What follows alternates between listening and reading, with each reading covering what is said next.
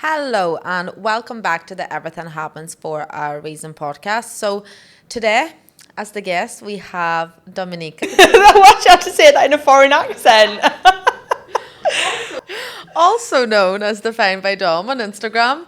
And today I've invited her just to talk a wee bit about thyroid, gut health, as that is something she struggles with. For a long time. But yeah, I know a lot of you girls would be able to relate to this, and it always comes up with my clients as well. So I thought I would just pick her brain a little bit to see about her own experience and what essentially helped her and where you're at on your journey. Well, first of all, thank you for having me on your podcast. It was nice for the roles to be reversed, actually. But yeah, I mean, there is a lot of people out there, women especially, who are going through this at the moment. And I feel like it's getting more and more popular, more so from the aspect that people are actually getting diagnosis and are actually looking more into it. So yeah, I'm looking forward to giving my insight. Love it. And absolutely, I think this has always been an issue, and the same even comes down to PCOS, endo, things like that. They've always been problems, but GPs just ignore them. Don't even get me started. Honestly, just don't get me started. It's just a bad period.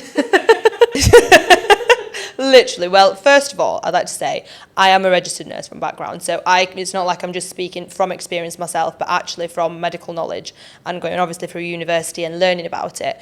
But yeah, this actually gives me the right to say this because I'm a nurse myself, that GPs are doing absolutely nothing in the industry.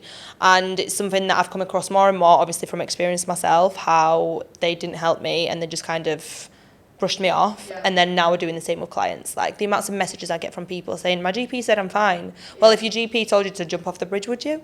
Like... But this is the thing, and people trust them because... they're the professional, 100%. Naturally so. Do you know what I mean? They don't know any different but I think now a lot of people are coming on and actually talking about their experiences in general and what they went through. And you know when there's something not right with your body. Yeah. If anybody knows, you are going to know, no matter what somebody's telling you. Like, they can tell you you're fine all day long. If you know that something's off, keep digging, like keep doing your research, go privately. And yes, it's expensive, but it's your health.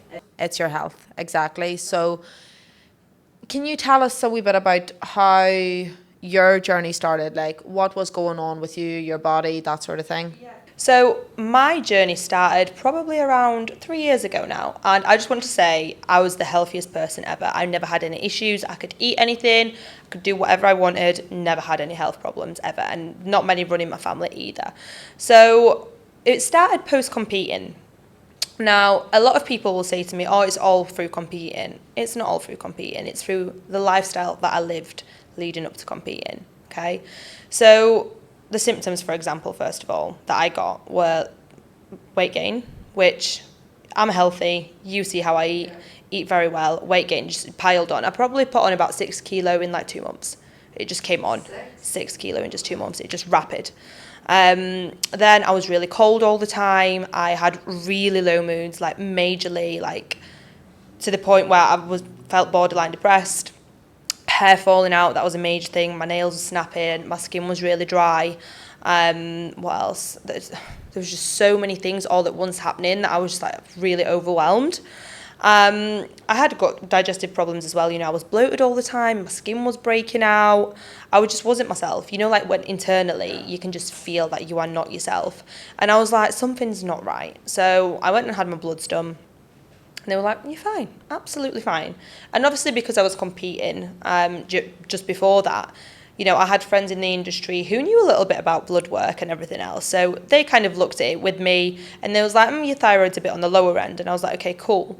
Went back to my GP and they was like, well, it's still in range, okay? And knowing what I know now, if your thyroid is low, like there's still something wrong there because it shouldn't be in the lower range. How they interpret the range is just to get a national average. And obviously everybody's very different. So I was like, no, not on this. So then I started doing my own research because I thought, I know enough about the thyroid, but not enough to the extent to actually intervene. I went and tried getting help from different practitioners. And there was this one lady in Australia who I worked with at the time, and she actually diagnosed me with Hashimoto's, which is basically an autoimmune condition of your thyroid, okay? So your thyroid gets attacked. Now, I remember when she told me that, I just burst out crying. I had no idea what that was. Like, someone tells you you've got an yeah, you have a disease. I was like, well, can I cure it? Can I not cure it? Is this forever? And she was like, no, you just live with that. Like, you have that forever, basically. And I was like, no way. I was like, no way have I got a disease for the rest of my life. I was like, I can reverse this. And, like, obviously I'm still going through the process, trying to figure out what is going on. But I feel like people say with autoimmunity, you have it forever. But I don't think you do. I think it can be reversed. I think you can put it into remission 100% with the right lifestyle choices and the right lifestyle changes. I think it comes down to how you look after yourself too. It's like, yes, it's not nice to be diagnosed with something like that, but a lot of people will play the victim then. Yeah. They're like, why is this happening to me? I just don't care anymore. I'm sick anyway, rather than looking at it the way you've approached your lifestyle, where you're like, no, what can I do to make sure I feel better, my symptoms go down, and essentially improve my health overall. Don't get me wrong, like, I have my days, and you've seen it, where I'm like, I don't care anymore. I'm over it. I don't care. I'm so over it, because I've been going through it for such a long time. And with me, it isn't just a simple thyroid problem. Like, I have gut issues, you know, the hormonal problems. Like, all these things are interlinked. If you have problems with your thyroid, you more than likely will have problems with your cycle and with your hormones. And then that as well leads to your gut problems. Like, it's all a huge, massive link. So if you have a problem with one, it actually leads to the other as well. And one really interesting thing for you here is if a GP, for example, says to you, well, your blood work looks okay, but you have the symptoms. Symptoms of Hashimoto's can start 10 years before they show up on blood work. 10 years. So, I know, so I could have actually developed this years ago. And obviously, so it actually could not have been from competing, but competing, because it was so much stress on my body, could have just, you know, added to it. Yeah. And I've done a lot of reading into, like, regarding your thyroid, Hashimoto's, what sort of people tend to get it. And it's people that are people pleasers, if you're into stuff like that. People that are people pleasers. People that are always on the go, always busy, high cortisol levels. And what did I do? I was at uni, doing my nursing degree.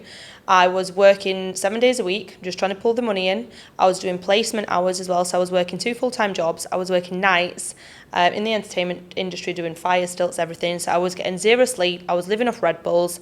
I was literally just on the go constantly. Like, my body was in fight or flight for about 4 or 5 years. Just bam, bam, bam, bam, bam. And because I was young in my 20s, I was like, I can do this. My body can, yeah. And as soon as... Well, this is the thing. So a lot of people think, like, obviously when you're young, yes, you're going to go through that party phase and you're going to go and enjoy yourself. You don't care about your health to a certain extent, but it's not going to affect you then, is it? No. It'll hit you years later. And did you get your bloods done before you started competing? No. And would you recommend, like, if somebody was... 100%. And, you know, I started competing when I was very young. I think I was 19, late 19, 20. I had no idea about competing. I just seen a girl do it and I was like, I want to do that. It looks cool. I want to look like that. And I thought, I'll just set myself a goal. I was only ever doing one show. And then because I won, I just kept going and going and going. And my first ever coach that I had, yeah, I was only with him for 6 months, say. But looking back at what he was telling me now is actually insane, having the knowledge that I do now. And I'm like, I had no idea. I didn't do my research. I feel like competing only started to get a little bit more popular back then. And then, yeah, I just kind of went through it with zero to little knowledge, putting my trust in my coach, and it failed.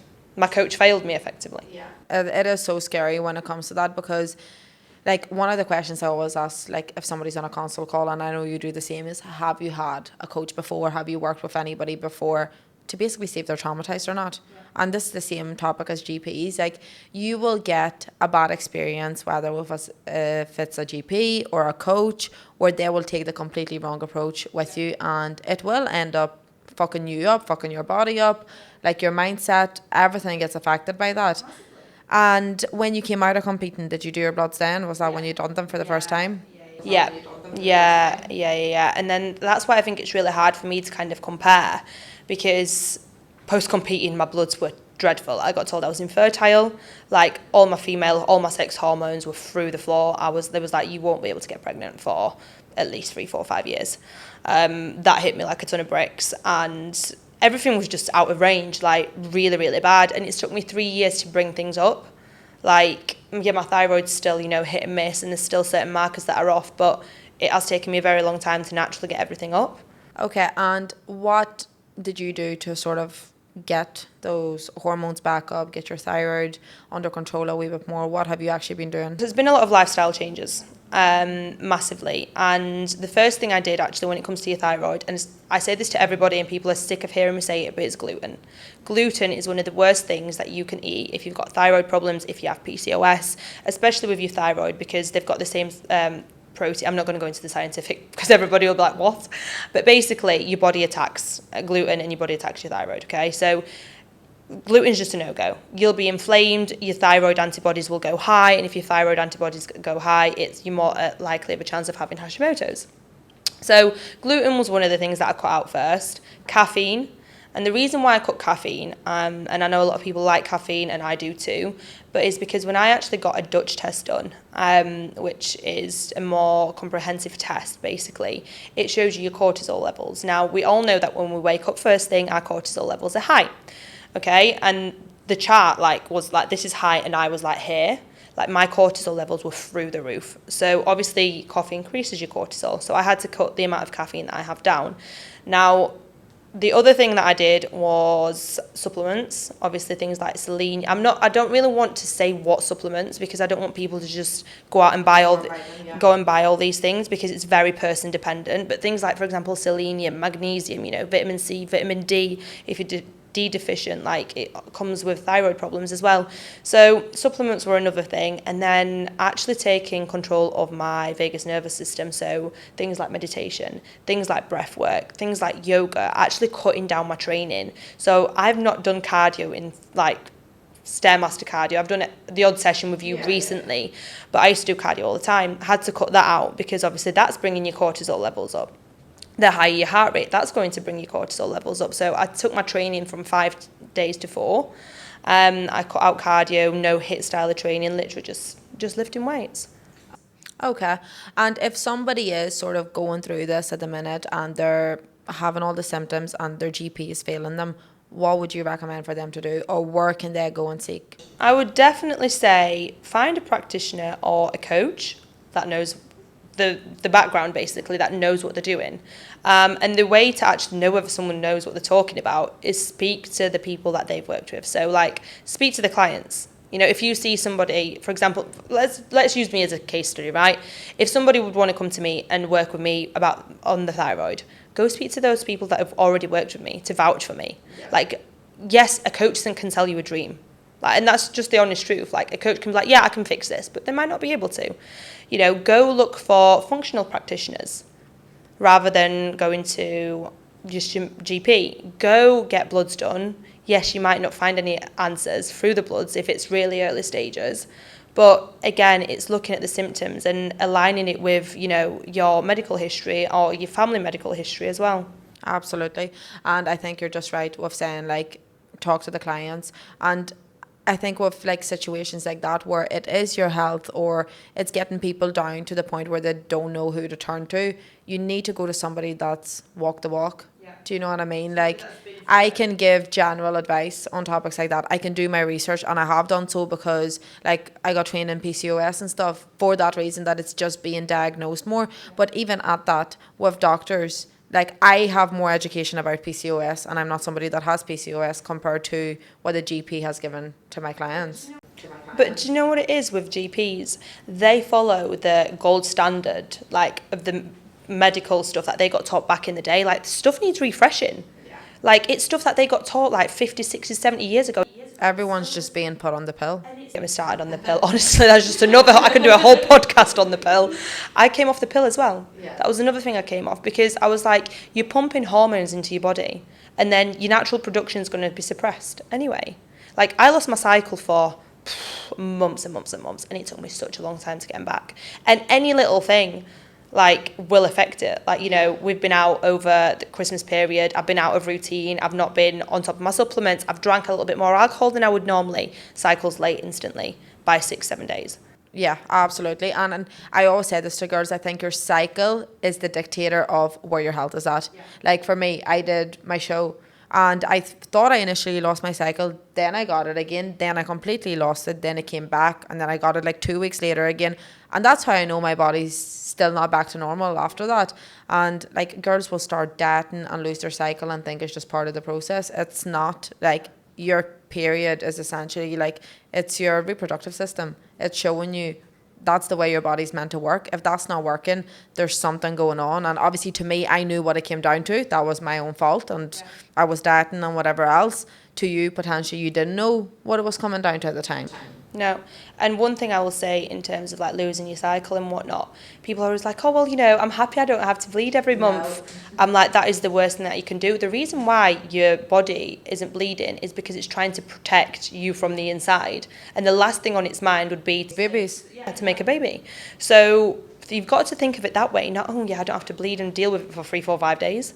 Yeah, absolutely. And like so many of my clients come to me and be like, I haven't got a cycle in 2 months. And I start breaking it down, right? I'm like, it's not your diet. We were eating enough, blah, blah, blah. I'm like, what's your stress like? And they're like, oh, it's super high, but it's fine. Like I can manage it. I'm like, no, you don't realize the stress that's actually putting on your body. And like you said, like your body feels so unsafe right now that it doesn't even want to put you in a position to get pregnant. And yes, maybe a lot of girls my age don't necessarily want that, but it's still a sign that you're not healthy. There's something going on.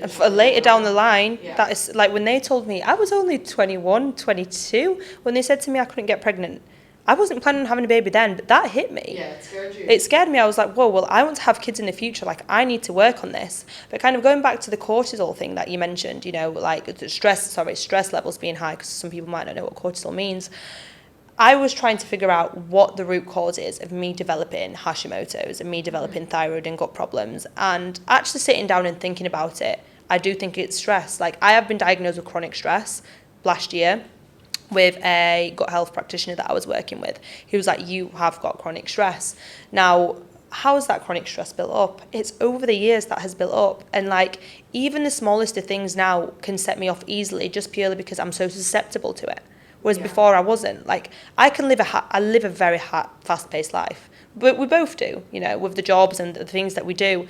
And it's really important to sometimes just take a step back and actually breathe and relax. And like, as much as you like to be on the go, I love to be on the go. You know, I hate to chill. Oh, trust me. So bad. But I need to learn that because that's just increasing my stress. But I think even from like you saying a chill perspective, chilling is different for everybody. Like for me, it's lock me in a room on my own with nobody there. Whereas for you, that's going out, meeting friends, meeting up with people. Whereas I'm the opposite. So you have to find like what will actually help you wind down. Because to me, that would be stressful. Put me in a social environment, I'm stressed. No more, please. No, don't get me wrong. Like sometimes it's draining. My social battery does run out, and I do need time on my own. But for me, bringing down my stress is like through like breath work or meditation or yoga, like things like that. I need to get back into it as well. Like you let it slip. But it's like any health factor. Like you fall out of different routines, you fall into different habits. And if you don't mind me asking, and don't feel the need to answer this if you don't want to, but how do you think this whole experience actually affected your mental health? Oh, terribly. Yeah. Terribly. I'm open. I'll speak about anything. Like I say, I've always been a really happy person. And when I started to get the thyroid problems and I started to not feel like myself, that was the scary part. I was like, I can't go a day without crying. I felt so negative in a negative mindset all the time. And then obviously finding this out and living with this, I was just like, my whole life has to change. And imagine someone telling you, like, one day you've got a lifelong condition and you're going to have to change your whole lifestyle. At first, it feels very overwhelming. And I remember sitting there and crying. And I was just like, the third world problems, I'm going to have to stop eating bread. Like, you know, little things like that. Imagine that happened to me. Exactly. I would be done. I'm going to have to stop eating bread. I'm going to have to stop doing this. I'm going to have to stop doing that. And it felt like a lot at the time. And the clients say this to me all the time. Like, I don't want to stop this. I don't want to stop that. I'm like, okay, you don't want to stop this, but do you want your condition to get worse? Because if your condition gets worse, you are more at risk of. Well, this is the thing. It's always going to be hard no matter what. Like, you choose your hard in that instance. Do you cut out? Yes, there's certain foods. And, like, I see it with you all the time. And I'm really, really bad. I'll just eat cookies and cake in front of her. And she's like, I can't have... It's fine. She gets me gluten-free cake, so we can deal with I did. I wanted a snack and I felt bad, so I got her gluten-free cake. It looked terrible. But you have to make do. Yeah. Well, that's what I was going to say. Like, you choose your hard. Do you give it up and have the gluten-free cake, or do you feel like shit? Do you know what I mean? Do you let your mental health slip? Do you want to be bloated all the time? And effectively, like you said, from your thyroid, it leads to another thing, and then your hormones get messed up and everything else. Like, you choose your hard in that instant. And, you know, like with gluten, for example, if I eat gluten, one, I'm going to get digestive problems. Two, my knees swell up and that I get joint pain really bad. My mood declines massively. Like, it makes me sleepy. I remember when I first got gluten out, I remember driving to the gym. I used to eat oats pre-workout all the time, and I was falling asleep at the wheel at 9 a.m. after a bowl of oats. Cut it out, energy levels through the roof straight away. Like, it's how it makes you feel day to day. You need to actually put the thing aside of, oh, well, I love bread, well, I love pasta. Well, now we live in the 21st century. You can get gluten-free stuff. Yeah. Like, I wouldn't say eat everything gluten-free, go for the whole foods. It's your health, but it's not like you can't do it. You still can have. We went for a burger yesterday. I still had a burger, a gluten-free bun. It was still amazing. Do you know what I mean? Like, things have changed a lot over time, but it's really important that people actually take it on board, and if they want to feel better, to change the lifestyles.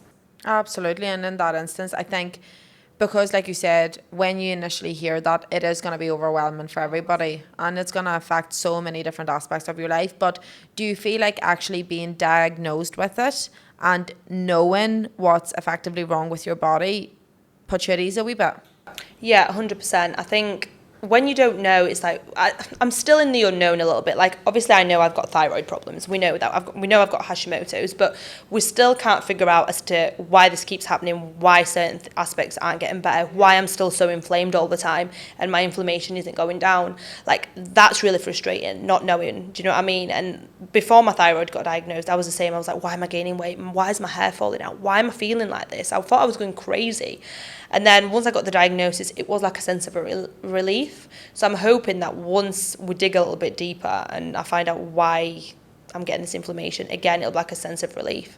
I think people being misdiagnosed as well tends to send them a bit west.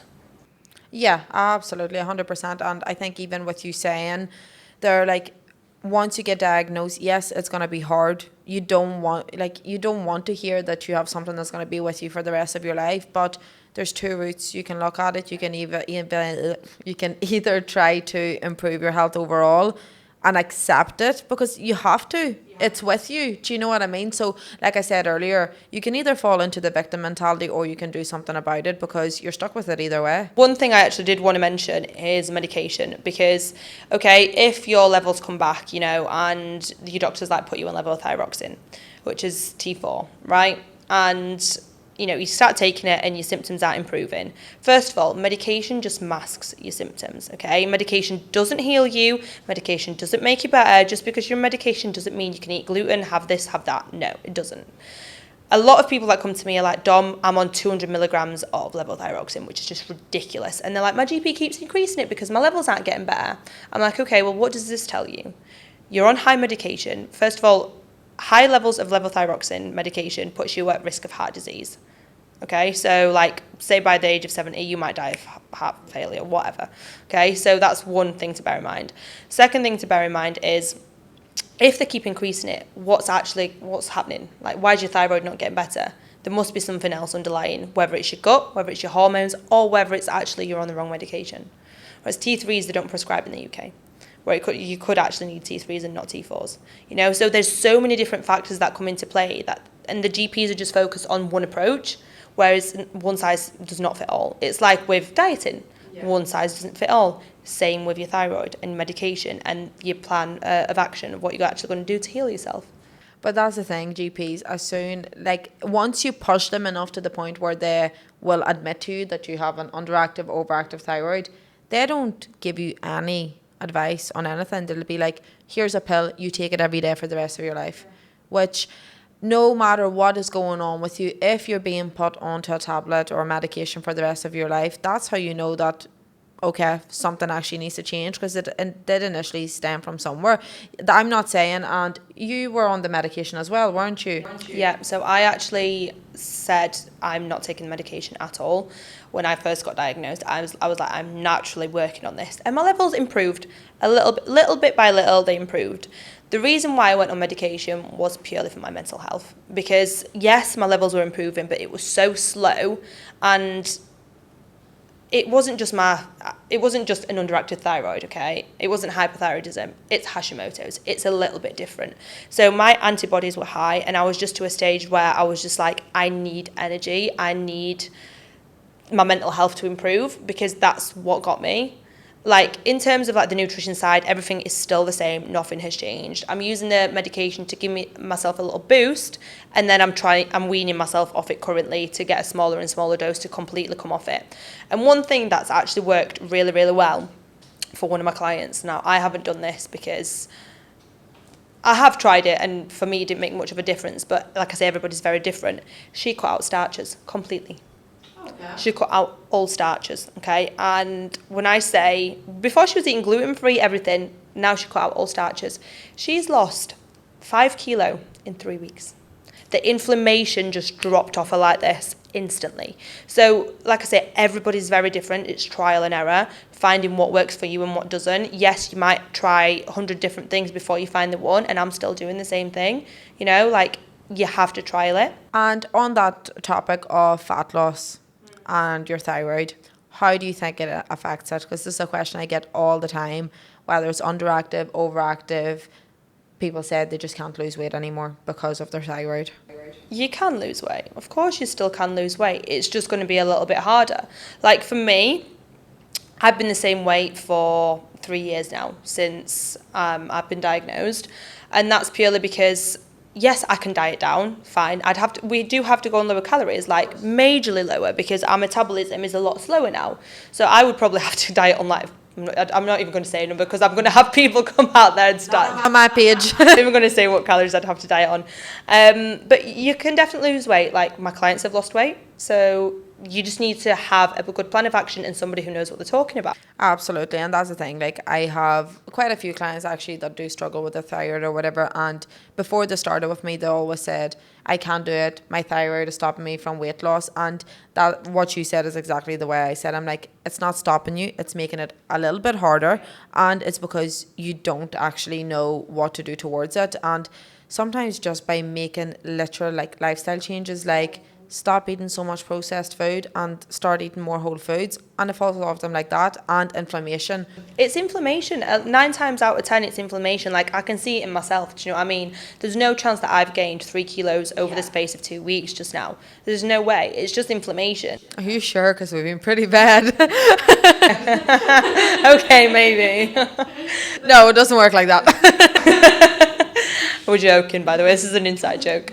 But no, I think people do need to actually change their nutrition. That's the main thing, because that is what will determine whether you're inflamed or not, your nutrition, and obviously your lifestyle of living a high-paced, stressful lifestyle. Like, a lot of people will be like, oh, well, you know, I can't not be stressed.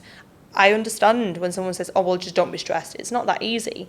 But are you doing something to help to reduce your stress levels? That's the main thing. And most people that are, like, to me, like, I know my job is stressful, I know my routine is stressful, but I don't look at it as stress, because it's just my normal day to day, until it gets to that point where you hit the brick wall, and you're the exact same, because it hits us both, and then we end up completely burning out.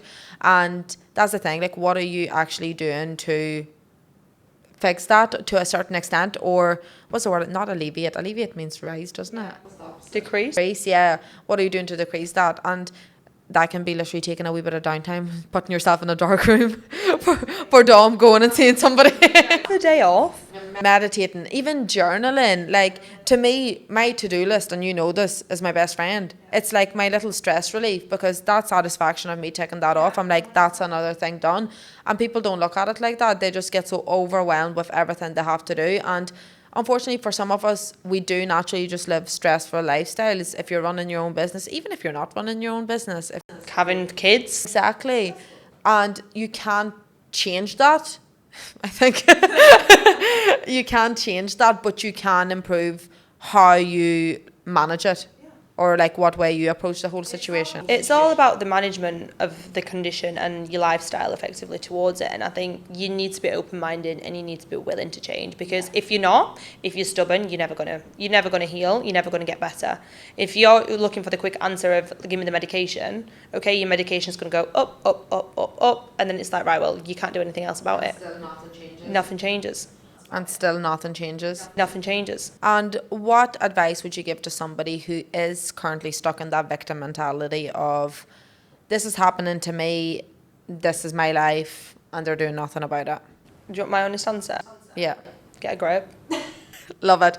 Absolutely. And I fully agree. Like, You know what? you have to be blunt with that. Yeah, 100%. And I've been through it, so I can say it like that. Yeah. Do you know what I mean? And I'm blunt with my clients. I'm like, you need to get a grip, because what you're going to sit there, feel sorry for yourself. What's that going to achieve? You can only sit in that discomfort for so long. Eventually, it will hit you. Sit in it for a day or two. Sit in it for a week. Drop out of it. Don't sit. Like, I sat there. I'll be honest. I sat there and I was like, why me? Like, why me out of everybody? Why has this happened to me? I competed. I didn't take anything during competing like a lot of people do. I was healthy. I was well. Like, you know, why has this happened to me? Yeah. And I sat there and I thought about it, right? And I was like, the reason why it's happened to me is so I can help other people now. Like, that's how I look at it, because, oh, that's giving me goosebumps. I was literally just about to ask you that. Do you feel like you benefit from it? 100%. And, you know, like, yes, my health's had to take a hit, but I am now able to help other people. Like, I'm a natural helper. I like to do things for other people. I like to help people. So, you know, before it was nursing with little babies. Now it's actually helping women and, well, mostly women, to go through what I've gone through, because I know exactly how it feels. Absolutely. And yeah, that's exactly what I was going to ask you. Do you think, as like I said, as shit as the situation is, it's not something you ever wanted to go through, or a situation you wanted to be in, but at the end of the day, it's doing you wonders for your business from that perspective, and there was a reason that it happened to you. That's actually not always a bad thing. No, 100%. And yes, I mean, I wish I didn't have it, because, you know, sometimes I look at my body and I'm like, oh, I wish I had my body from like 2-3 years ago, where it looked completely different. You know, like, I struggle with training now, and a lot of people with thyroid problems will be the same. You'll have joint pain, whether it's your elbows, whether it's your knees, whether it's your hips. Like, that's part and parcel of having thyroid problems. Yes, I've lost a lot of muscle. That's another thing that comes with thyroid problems, you know, muscle loss. Like, it's harder for us to gain muscle. My body shape has changed. Some days I accept it, some days I don't. But as long as I'm not stuck in that way where I'm like, I hate my body or I hate my life, like, you're going to have your up and down days. But that's the thing. And like we said earlier, it's something you have to live with. So you can hate it, or you can make the most out of it as much as you can and actually do something to improve it. And acceptance is the key, isn't it? Yeah. Like, once you accept it, you want to become healthier. And that's the thing, to you, your health is so much more important. Yeah. Like, than, for example, it would be to me, but that's because I've never struggled with anything like that. But I used to be the same. Like, It was never something that crossed my mind. I was the healthiest. I could eat anything and do anything, like I said before. And now I have to be wary. So now my health to me is like, I have to say no to certain things, because I'm like, my health is far more important to me than going out with a few friends for a few drinks. Like, it's just, your life just changes completely. And I think what's really important as well is having the right people around you. So I get this from clients a lot. They're like, oh, well, my partner's not supportive. It's like, okay, well, change your partner. I'm joking. What? You spend too much time with me, because that's exactly what I would say. Okay, so he's not supportive. Why is he there? Literally. What are you doing? No, I'm deadly serious here. Like, it's going to be hard for people around you to understand at first. Like, I know my mum and dad struggled to understand it in the beginning, especially my dad. He was like, but why? Like, you could eat everything before. Why can't you now? How has this happened to you? How have you acquired this? People just can't get their heads around it. And you need to have enough knowledge to actually explain it to them, for one. And two, if people support you, it's a lot easier. You know, like, for example, you understand. You've been around me long enough to know what happens if I eat the wrong thing, or what happens if I do this or that. Like, it's understanding. Oh, absolutely. And you know what, on that note with the partner, if your partner can't accept the fact that you've been diagnosed with something, that you might be on medication for the rest of your life, and they're not supportive of it, it's not their place. They've nothing to support there in that instance. They need to accept it as well and help you come over that and be there for you. So if they're not doing that, dump them. No, definitely. I mean, look, when I got diagnosed, I was with my boyfriend at the time, and I remember sitting there with him, and he just looked at me, and when he seen me cry, his eyes welled up. He was like, "What the fuck?" Yeah. He was like, "It'll be okay. We'll get through it." Like, if somebody's not there for you in that way, then you do need to get rid. Like, I'm sorry, but it's not an easy thing to go through on your own. It's really not. It's very overwhelming. And it'll help you get your stress levels down, which will improve your symptoms. No, it's true. No, I'm deadly serious here. Like, it's going to be hard for people around you to understand at first. Like, I know my mum and dad struggled to understand it in the beginning, especially my dad. He was like, "But why? Like, you could eat everything before. Why can't you now? How has this happened to you? How have you acquired this?" People just can't get their heads around it. And you need to have enough knowledge to actually explain it to them, for one. And two, if people support you, it's a lot easier. You know, like, for example, you understand. You've been around me long enough to know what happens if I eat the wrong thing, or what happens if I do this or that. Like, it's understanding. I love that. Well, thank you so much for coming on today. Lovely. Is there anything, a message you would want to give people who are feeling the way you were feeling? Yes, I would. And you know what? I'm going to look right into the camera, right into their eyes. You are not alone. There are so many people like you that are going through the exact same thing. Find a community of people who are going through the same thing. Reach out if you need help, and it will get better. And on that note, did you feel like you were the only person going through this when you were going through it? Oh, yeah. I did, 100%. I didn't know anybody with it at the time. Now I know so many people with it. Yeah. But I think it's reaching out, just talking to other people, etc. It will help. It's finding a community, you know, of people that are going through similar things. Like, I have a friend who has got very similar problems. We voice note each other all the time. She understands me. You need to have somebody that has something very similar to understand you, so you can just complain to each other every now and again. Yeah, absolutely. Because that's the thing. Like, you can talk to me about it, but there's certain aspects I won't understand because I've never experienced it. Yeah. You know, like, she says she blows up after she eats bread. You don't get that. You don't get that. I don't understand that. No, all jokes aside, I loved hearing about your journey. I actually feel like I learned a lot. Did you? I never really asked you about this. We live together. We spend 24/7 together. Oh, don't get me wrong. I get all the negatives of it, but it's nice to hear that there's a wee bit of light. There is. There definitely is. Yeah, literally. But thank you so much for coming on board, and thank you everybody for listening, and we will see you next Wednesday.